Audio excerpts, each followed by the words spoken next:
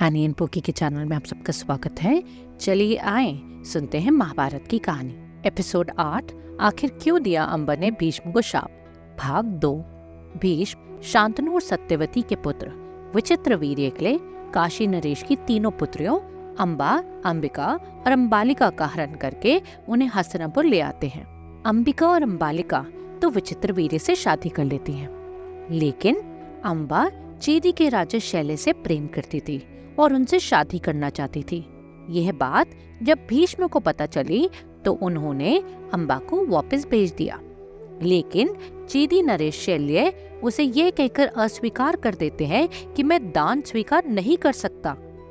अंबा वहां से निराश होकर लौट आई और भीष्म से विवाह का प्रस्ताव रखती हैं, लेकिन भीष्म अपनी शपथ की वजह से उसके प्रस्ताव को ठुकरा देते हैं। अंबा ने भीष्म को गुस्से से बोला, मुझे आपकी शपथ से कोई फर्क नहीं पड़ता। भीष्म ने जब फिर इनकार कर दिया तो गुस्से में अंबा ने भी एक शपथ ली, तुमने मेरे जीवन को बर्बाद कर दिया है और अब मुझसे विवाह भी नहीं कर रहे हो।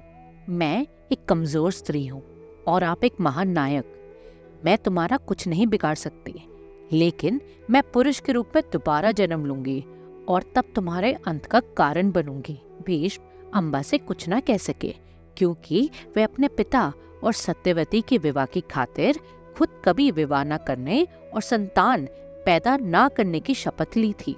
भीष्म के इस बलिदान पर उनके पिता ने उनको एक वरदान दिया था, तुम किसी के हाथ से नहीं मरोगे। तुम्हारी मृत्यु तभी होगी जब तुम्हारी खुद की इच्छा होगी। तुम अपनी इच्छा से ही मरोगे। अगर तुम्हारी मरने की इच्छा नहीं होगी तुम हमेशा जीवित रहोगे। और अंबा ने अब ये शपथ ली थी कि वे कहीं और एक पुरुष के रूप में जन्म लेंगी और भीष्म की मृत्यु का कारण बनेगी। और इसी बात से भीष्म पूरी जिंदगी परेशान रहे थे।